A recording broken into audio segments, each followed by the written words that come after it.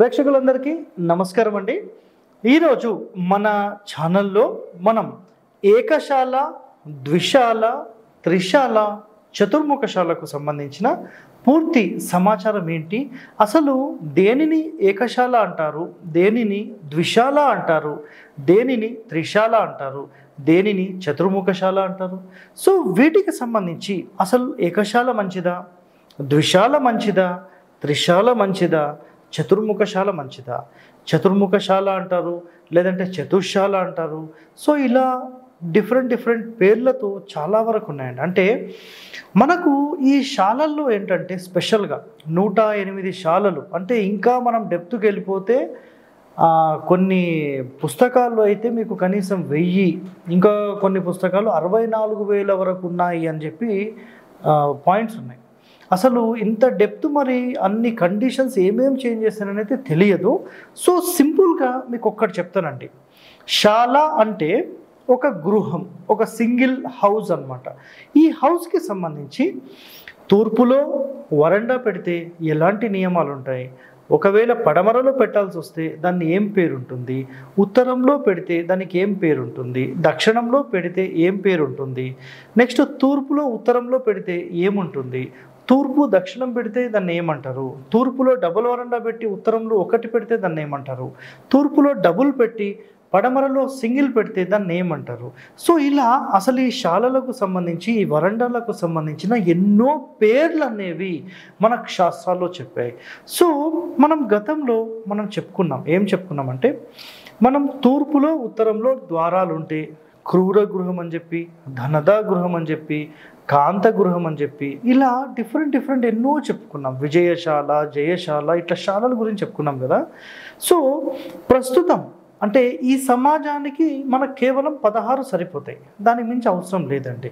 So చాలామంది మిమ్మల్ని confuse చేయొచ్చు, శాలలు ఎన్నో ఉన్నాయి, సో అన్ని శాలల గురించి అసలు ఎవరన్నా చెప్పారా అని మిమ్మల్ని కన్ఫ్యూజ్ చేస్తారు. సో ప్రజెంట్ మనం ఈ వరకు మాత్రమే పాటించగలిగేదండి. సో దానికి మించి అవసరం లేదు. అసలు ఈ ఏకశాల అంటే ఏంటి, ద్విశాల అంటే ఏంటి, త్రిశాల అంటే ఏంటి, చతుర్ముఖశాల గురించి ఇప్పుడు తెలుసుకుందాం. సో ఇక్కడ మీకు ఈ ఏకశాల, ద్విశాల వీటికి సంబంధించిన తేడాలు, దాని తర్వాత టోటల్ డీటెయిలింగ్ ఇన్ఫర్మేషన్ అసలు ఏముంది నేను ఒక్కసారి మీకు బోర్డు మీద నేను ఎక్స్ప్లెయిన్ చేస్తాను. ఒకసారి చూడండి. మీరు ఇక్కడ మనకు స్పెషల్గా ఏంటంటే, ఒక ప్లేస్ తీసుకున్నారు అనుకోండి, మీరు ఇట్లా ఒక ప్లేస్ తీసుకున్నారు, ఇది ఒక ఈస్ట్ ఫేసింగ్ రోడ్, ఓకేనా. ఈస్ట్ ఫేసింగ్ రోడ్ మీరు తీసుకున్నప్పుడు ఇక్కడ మీరు ఏదైతే పడమరలో ఒక ఇల్లు కడతారో, ఒక ఎగ్జాంపుల్లో చెప్తున్నాను, మీరు ఏదైతే ఇల్లు కడతారో దీన్ని ఏకశాల అంటారు. అంటే ఒక స్థలం మొత్తంలో కేవలం మనం ఒక ఇల్లు కట్టినప్పుడు దానిని ఏకశాల అంటారు. ఒకవేళ ఇది మనకి ఈస్ట్ కాదండి, ఇది మనకు నార్త్ సార్ అంటే, నార్త్ అయినా ఇది ఒకటే కడుతున్నాం కాబట్టి దీన్ని కూడా ఏకశాలనే అంటారు. సో నార్తా, ఈస్టా, వెస్టా అనేది సంబంధం లేదు. ఇక్కడ ఏదైనా మనం ఒక స్థలం మొత్తంలో ఒక హౌస్ కట్టినప్పుడు దీనిని ఏకశాల అంటారు. ఇక్కడ కట్టొచ్చు, ఇక్కడ కట్టొచ్చు, ఇక్కడ కట్టొచ్చు, ఇక్కడ కట్టొచ్చు. ఈ 4 కడితే ఏమవుతుంది, అప్పుడు చతుర్ముఖశాల, చతుర్శాల, ఇలాంటి పేర్లు చాలా వరకు మనం మాట్లాడుతుంటాం. సో ఇందులో డీటెయిలింగ్గా వెళ్తే నేను ఏకశాల గురించి చెప్పేశాను. అందులో ఒక శాల, ద్విశాల అంటే 2 వస్తాయి, త్రిశాల అంటే 3 వైపులో వస్తాయి, చతుర్శాల అంటే 4 వైపులు వస్తాయి. అంటే శాల అంటే ఒక ఇల్లు. సో ఇందులో మీరు క్లియర్గా అబ్జర్వ్ చేస్తే ఇక్కడ ఒక ఇల్లు అని మనం మాట్లాడినప్పుడు కేవలం ఒకటి మాత్రమే ఉంటుంది. మనం ఇంకా డెప్త్లోకి వెళ్తే కనుక ఇక చూడండి, ఇది ఒక పెద్ద స్థలం అనుకుందాం. సో ఇందులో మీరు తీసుకుంటే ఇది ఏకశాల. సో ఇక్కడ చూడండి, ఏకశాల కేవలం ఒక దిక్కులకు మాత్రమే, ఖండాలకు మాత్రమే కడతారు. ఖండాలు అంటే మళ్ళీ ఇది ఇంకా డెప్త్కు వెళ్ళే సబ్జెక్ట్ అండి. సో ఇదేమో దిక్కుకు కట్టేది. మనం దిక్కుకు కట్టడం అంటే ఏంటి, సో ఇది ఈస్ట్, ఇది తూర్పు, ఇది వెస్ట్, ఇది పడమర, సౌత్ దక్షిణం, నార్త్ ఉత్తరం. సో మనకు దిక్కులకు మాత్రమే ఇల్లు కట్టాలనే కండిషన్లో మనం ఏంటంటే స్థలం మొత్తంలో కరెక్ట్గా పడమర మధ్యస్థానంలో ఇల్లు కట్టాలి.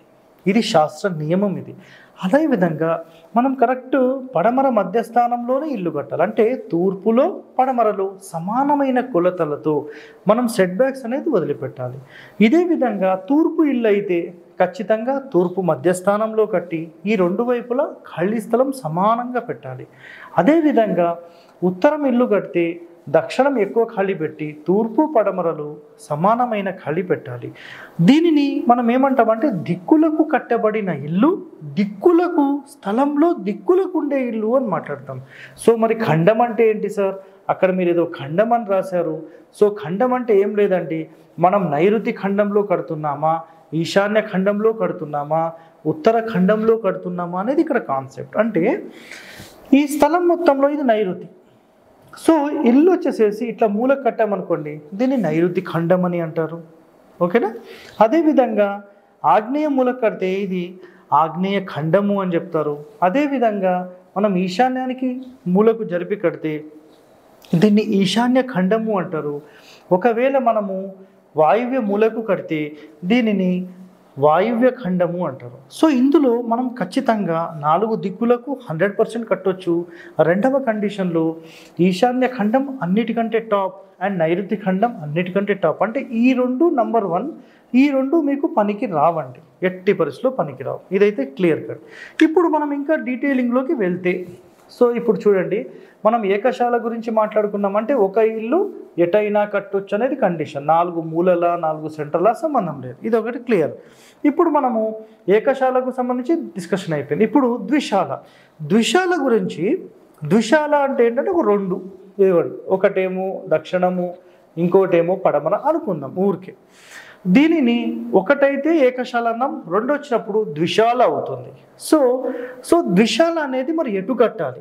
శాస్త్రంలో చెప్పబడిన కండిషన్ ఏంటంటే దక్షిణంలో పడమరలో మాత్రమే దీనికి అలోవెన్స్ ఉంది. మనం బ్రహ్మస్థానంలో ఏ విధమైనటువంటివి కట్టకూడదు, ఇది బ్రహ్మస్థానము. సో ఇప్పుడు ఈ ద్విశాల సార్ మేము ఇట్లా కాకుండా మేము తూర్పులో ఒక ఏకశాల, ఉత్తరంలో ఏకశాల పెట్టి కట్టొచ్చా అంటే ఇది శాస్త్రంలో చాలా తీవ్రమైన దోషంగా పరిగణించబడి చాలా తీవ్రమైనటువంటి బాధలు అనుభవిస్తారనేది ఎన్నో గ్రంథాలు రాయబడి ఉంది. అయితే ఈ రెండు మనకు నాట్ అలౌడ్ అండి. ఇదైనా లేదంటే పడమర ఉత్తరమైనా లేదంటే దక్షిణము తూర్పు అయినా ఇవన్నీ నాట్ అలౌడ్. సో మనకు అలో మాత్రం ఈ రెండే ఉన్నాయి, ఏకశాల ఇదొకటి, ద్విశాల అయితే ఈ 2. ఒకవేళ త్రిశాల మీకు కావాలనుకోండి, అప్పుడు మీరు సింపుల్గా ఏంటంటే ఈ రెండింటికి అటాచ్డ్ ఉత్తరంలో కానీ తూర్పులో కానీ యాడ్ చేసుకోవచ్చు. సో ఏదైనా ఒకటి యాడ్ చేస్తే దాన్ని త్రిశాల అంటారు.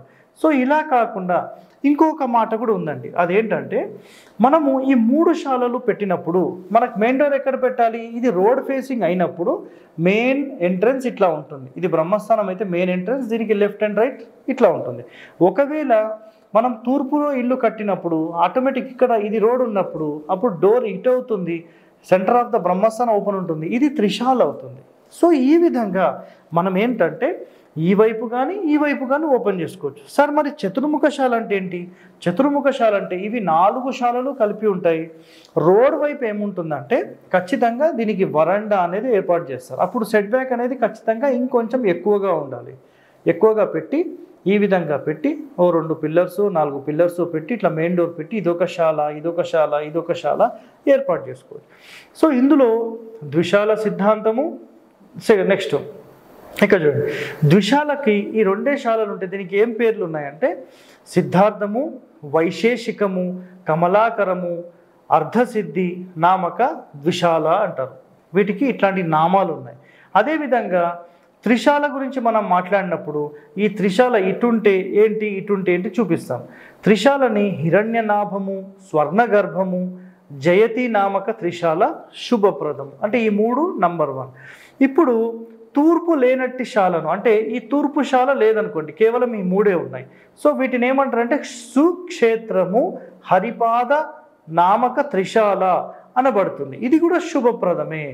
ఇప్పుడు మరి తూర్పు లేనట్టి దానికి చెప్పుకుందాం, మరి ఉత్తరం లేనట్టి దానికి మళ్ళీ మాట్లాడదాం. సో తూర్పు లేనట్టి శాలను అయిపోయింది.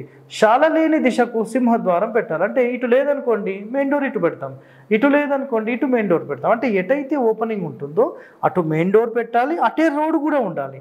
మళ్ళీ వేరే ఎక్కడో మేము రోడ్ తీసుకుంటామంటే కుదరదండి, అది కండిషన్. నెక్స్ట్ 4 శాలలు ఉంటే దానిని చతుర్శాల, చతుర్ముఖశాల అని అంటారు. నెక్స్ట్ మండువ అని కూడా అనవచ్చు. సో ఇక్కడ మీరు చూస్తే గనక సింపుల్గా చతుర్శాల అంటే 4 శాలలు మీకు వచ్చేసాయి. ఇక్కడ అర్థమైంది కదా. సో ఇందులో కూడా మనకి ఇంకా డెప్త్కి వెళ్తే ఇక్కడ ఏం చెప్పారు, సో 4 శాలలు ఉంటే దాన్ని చతుర్శాల, చతుర్ముఖశాల, మండువ ఇవన్నీ చెప్తారు. వీధి ఎక్కడైతే ఉంటుందో అక్కడి నుంచి శాలలోపుకి దారి కల్పించాలి. ప్లస్ ఇక్కడ ఖచ్చితంగా ఒక వరండా అనేది పెట్టాలి. దీని ఆపోజిట్లో ఈ పడమర కూడా వరండా పెట్టవచ్చు. ఒకవేళ మెయిన్ డోర్ ఇటు పెడితే ఈ శాలకు మనం కంపల్సరీ వాసర పెట్టి మళ్ళీ దక్షిణంలో కూడా పెట్టాల్సి వస్తుంది. సో ఇది ప్రవేశాన్ని బట్టి వీటిని పేర్లు డిఫరెంట్గా చేస్తారు. అంటే ఇటు ప్రవేశం ఉంటే ఏంటి, ఇటు ప్రవేశం ఉంటే దానికి పేర్లు ఏంటంటే దీన్ని సర్వతోభద్రమని, నంద్యవర్ధనమని, వర్ధమానమని, స్వస్తికమని, రుచకమని ఇలా అసలు ఎన్నో పేర్లు ఉన్నాయన్నమాట.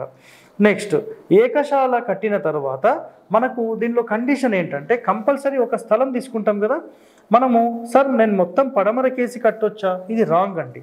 స్థలం మొత్తంలో ఎప్పుడైనా గుర్తుపెట్టుకోండి, ఒక భాగం అనేది వదిలిపెట్టి మాత్రమే మీరు ఇట్లా శాల ఇట్లా నిర్మించడానికి అవకాశం ఉంటుందండి. ఈ విధంగా అవకాశం ఉంటుంది.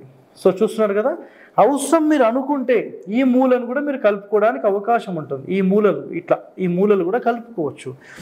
ఇందులో డిఫరెంట్ టైప్స్ ఆఫ్ ప్యాటర్న్స్ ఏముంటాయి, సో చాలామందికి అయితే అది ఐడియా లేదు. సో దీంట్లో డిఫరెంట్ టైప్స్ ఆఫ్ ప్యాటర్న్స్ ఏముంటాయంటే ఇప్పుడు నేను చూపించినట్టుగా ఇట్లా ఒకటి అనుకున్నాం కదా. ఇంకా మనం కొంచెం డెప్త్కి వెళ్తే అంటే ఇప్పటికైతే మనకు అది రిక్వైర్మెంట్ లేదు, ప్రజెంట్ ఎవరు వాడట్లేదు, కానీ ఇన్ఫర్మేషన్ కావాలి. ఇట్లా ఒకటి, ఇక్కడ నుంచి ఇట్లా ఒకటి, మళ్ళీ ఇక్కడ నుంచి ఇట్లా ఒకటి, మళ్ళీ ఇక్కడ నుంచి ఇట్లా ఒకటి, ఇట్లా తీసుకొని దీన్ని స్వస్తికము అంటారు. సో ఇలా ఎన్నో పేర్లతో అసలు మనకు వాస్తుశాస్త్రంలో చాలా డెప్త్ వరకు మనకు ఎక్స్ప్లెయిన్ చేశారండి. సో ప్రజెంట్ అయితే మీరు కేవలం ఏకశాల అంటే ఏంటి, ద్విశాల అంటే ఏంటి, త్రిశాల అంటే ఏంటి, వీటికి సంబంధించిన సమాచారం అనేది మీరు తెలుసుకోండి. దీనికి మించి అయితే మనకు అవసరం లేదు. సో ఈరోజు మీరు అసలు శాలలకు సంబంధించిన పూర్తి సమాచారం అంటే బేసిక్ ఇన్ఫర్మేషన్ మీరు తెలిసింది అని అనుకుంటున్నాను. ఇంకా మీరు డెప్త్గా నేర్చుకోవాలి, వీటికి సంబంధించి మాకు సమాచారం చెప్పండి సార్, ఒక్కొక్క శాల అంటే ఏంటి, వాటికి సంబంధించిన డీటెయిలింగ్ కావాలనుకుంటే మీరు కనీసం ఒక 500 మంది కామెంట్ పెట్టగలిగితే నేను మీ అందరి కోసం మొత్తం డీటెయిలింగ్ ఎన్ని శాలలు ఉన్నాయో అన్ని శాలలకు సంబంధించిన కండిషన్స్తో పాటు నేను మీ అందరికీ వీడియోస్ చేసి పెడతాను. ఓకే, థ్యాంక్ యూ అండి, ధన్యవాదాలు.